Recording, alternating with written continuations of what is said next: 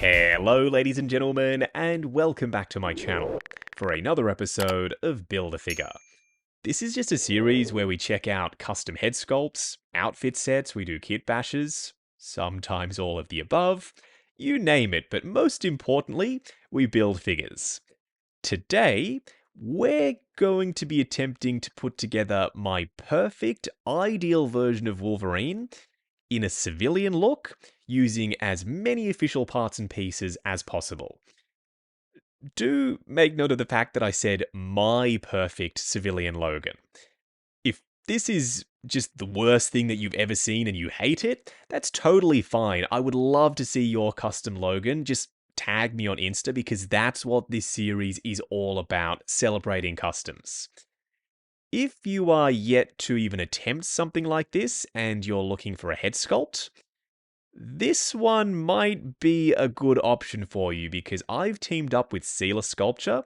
I helped him with the design process for this head sculpt. He made it to my specifications, and it's going to be available as part of a limited run. Sealer did the sculpt, and they're painted by Jai Grey Ray. Links to the relevant instas down in the description below. So, yeah, I wanted to use official parts and pieces, but certainly not this X-Men 3 Wolverine head sculpt. It's okay. From certain angles, I can see the Hugh Jackman likeness, but it's far too tan, and the skin texture paint applications are getting quite dated. The only other real option for an angry Wolverine, which is what I was going for, is the So-So Toys one from Logan. There is an Ad Toys Wolverine that just doesn't look great. I do have it on the way anyway, and there will be an upcoming Build-A-Figure episode on it because I have plans for the body. Still, the only option really was to go custom. So back to the sculpt. We'll start off with this first because it is 100% the star of the show. The whole idea behind this is I wanted him angry, and I wanted the Deadpool and Wolverine hairstyle. That may potentially limit my options when it comes to the outfit, because it's a very specific look for the hair. It's also kinda close to the look from the Wolverine movies, so I could fudge it into that outfit perhaps. Also, thank you Sealer, I love this little handwritten card with the smiley face. He does include some black tack. I've never actually seen that before. Usually it's blue tack. And the head sculpt came very securely packaged inside multiple layers of foam and a thick, sturdy cardboard box. Dude, this head sculpt is absolutely incredible. I'm so freaking happy with how it turned out. I love being involved with the creation of a sculpt like this because I just get to put my own stamp on it. This hairstyle is Wolverine from Deadpool and Wolverine. I've got a sculpt based off a movie that is only just coming out, and that makes me very excited to use this on the yellow and blue suit sometime in the future. Compared to the Hot Toys Angry Wolverine sculpt, the skin tone is significantly darker, and while the likeness is okay with the one on the right, in my opinion, it's stronger with the custom. I can see Hugh Jackman from every angle. It works best when you tilt the head sculpt forward and you take advantage of the furrowed brow, making him look absolutely pissed. Jai, you killed it with the paint apps. The subtle green vein work and the red shading and the skin texture, and then the fading for the 5 o'clock shadow blending into the beard. It's all just next level good. I don't really know what else to say other than I'm blown away with this head sculpt. We will move on from this, I promise. I just wanted to show you it zoomed in even more so you can get a really up close look at the skin texture and the vein work and the detail. The eyes might be my favorite thing about this sculpt. There is so much life to them, with that little bright spot down below and then the super high gloss over the top. The teeth look incredible. There's plenty of texture for the hair. There's even the crown in the middle where the hair has been parted. It is a resin cast and it's quite hollow. That means it's going to be relatively compatible with most 1/6 scale Wolverine bodies. You don't have to rely on a built-in neck connector. You can add your own and get it to sit at the correct height on a body. Just watch out for these strands of hair hanging over the forehead. Like I said, it's a resin head sculpt, and resin is known to be a touch fragile. When it comes to bodies, I thought about this, but nah, I don't think it's going to work for this particular project. Number one, it's not civilian. And number two, the hairstyle I don't reckon will suit this body. We will try it out because I'm curious, but it's not going to be the one I end up going with. You know what?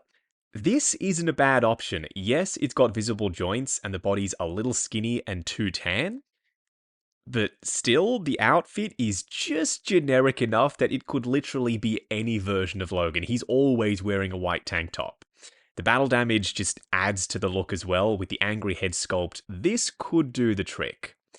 However, I've got something else in mind that, fingers crossed, should sort out the whole visible wrist peg situation. And that's this. Specifically for the purposes of this custom, I went ahead and picked up another 1973 Hot Toys Days of Future Past Wolverine. But this time a standard one because I didn't need another diorama display base. The best part about this is even though I'm not going to use everything you see here, now I've got spare parts and pieces including this head sculpt so I can take it and pop it on the battle suit. The whole idea with this is to take the body, the jeans, the boots, and the seamless forearms, do some mods to them by popping some metal claws in there, adding some custom outfit parts and the new head sculpt, and then calling it a day. Don't know how successful I'm going to be with this, but metal claws in these crazy detailed seamless forearms with the arm hair and the vein work and the skin texture is going to be worth the hassle if I can pull it off. I grabbed these hands with the metal claws off AliExpress. They were relatively cheap. The plan is to pop this hand in some boiling water. It'll soften up the plastic, then I should be able to remove the metal claws. After that, I can do the same thing with the bone claws, take them out, while the hand is still hot, pop the metal ones in, and fingers crossed, that does work. While this isn't 100% perfect, they don't sit completely flush. I mean, some of them do, but most don't. I'm probably going to tweak this after the video because I already spent at least an hour trying to get this to look as good as possible. Am I happy with the end result? Absolutely. Just make sure when you're removing the bone claws and the metal claws, in case you ever want to go back to stock, don't pull up on the claws when you're trying to remove them. Pull downwards. That way you're not going to do any damage to the skin just above the slots where the claws come out. I could always just install the new head sculpt, ditch the jacket and shirt, pop on the black one and the seamless forearms, and call it a day. But that's not what I had in my mind's eye, what I'm picturing for my perfect version of civilian Logan. No. This is what I'm picturing. When I think about civilian Logan, I see the X2/X-Men Origins The Wolverine outfit. I'm not going to use the jacket, which is a darn shame because it looks frickin' sensational, and it's not pleather, so we can pose the shit out of him when he's wearing it. But it would eliminate the entire seamless forearm situation, and yeah, I'm not going to do that. Those things are too cool not to use. The boots aren't going to make the cut either. All of this stuff, though, absolutely is his signature belt buckle, once again seen in both X2 and X-Men Origins, the red shirt with the sleeves rolled up, the tank top, and the jeans. I might just stick with the ones he comes wearing. We'll have to wait and see. Quick update, I did stick with the stock Hot Toys jeans just because they fit the body perfectly. I didn't want to mess around with that. Stock Hot Toys boots, Hot Toys body, Hot Toys seamless forearms, and the Hot Toys tank top. The only things that I've switched out are the metal claws, the belt with the much more prominent belt buckle, and the red shirt with the rolled up sleeves. The dog tags are optional. I'm just going to see what he looks like wearing them first, and then I'll make the decision as to whether or not they're going to stay permanently. Customs can be pretty scary, especially when you first get started, because you're putting so much of yourself into these pieces. You're picking the head sculpt and how it's painted, and you're choosing the body and the outfit. Then you're sitting there and hoping and praying that everything comes together when the parts and pieces arrive from wherever the heck you ordered them from. Sometimes it doesn't work out, and that's okay. Treat that as a learning experience. You need to take the L's along with the W's, because for every fail, you're going to end up with something that you're very proud of, and that's exactly how I feel about this custom. The head sculpt fits perfectly on this body. It's not too high or too low on the neck, but I could always adjust it because it's hollow anyway. The skin tone match is spot on, and because this is Hot Toys' most recent Wolverine body, it's detailed to the nines. We've got chest hair and the neck beard and the seamless forearms with the metal claws now. The outfit is a work in progress. I may end up going with the jacket because you can unzip the sleeves and reveal the forearms. But for right now, I reckon this is how he's going to look in the display for a while at least. Oh, we're going to get to posing, don't you worry. At the end of the video, we're going to do a couple of poses because this head sculpt is absolutely begging for a dynamic pose. Unfortunately, we no longer have a swivel at the wrist pegs, so the hands are fixed in this position. It's going to make posing a little bit more challenging. I'm okay with that because the realism they add is just worth the trade-off, at least in my opinion. Front on, he now looks entirely seamless. When you turn him to the side, there is a gap underneath the head sculpt.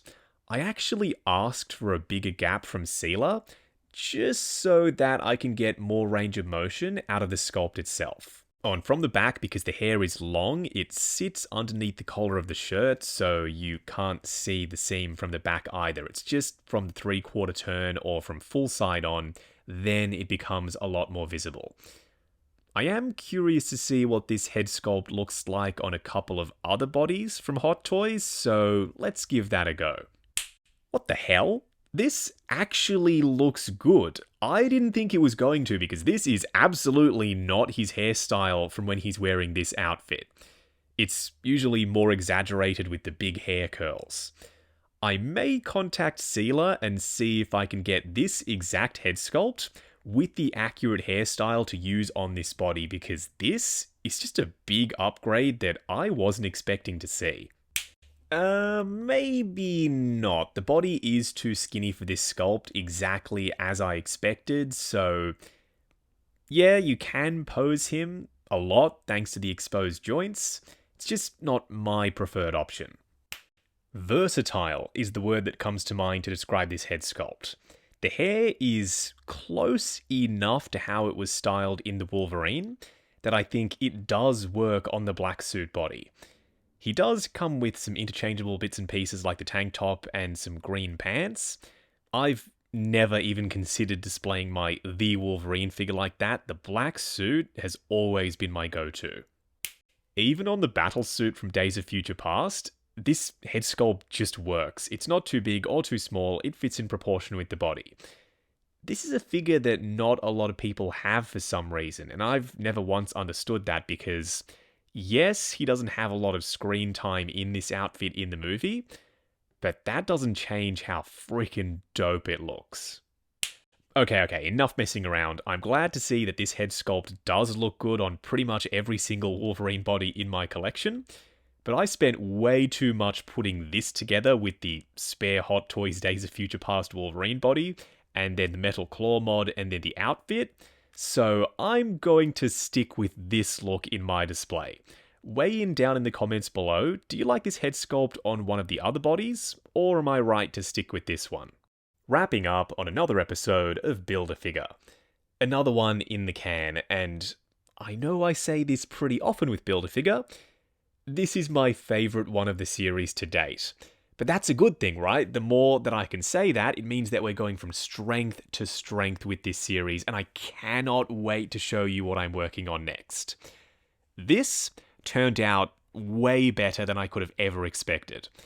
I wasn't sure if the metal claw thing was going to work. Luckily, it did.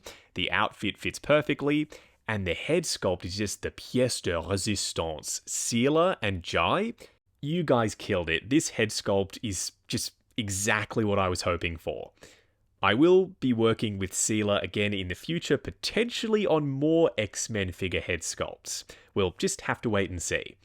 I helped with the design process for this sculpt, and Seela and Jai will be doing a limited run, so be sure to contact them at the links in the description so you don't miss out on this head sculpt before the yellow suit Wolverine arrives and you regret not having access to an angry Hugh Jackman sculpt because, like we discussed earlier, the So-So Toys and Hot Toys offerings, not up to scratch. Now, if you're heading down to the description, why not hit that subscribe, bell notification icon, and join button if you like the sound of seeing your name in the end credits of my reviews. Like, comment, and subscribe. We'll catch you in the next video.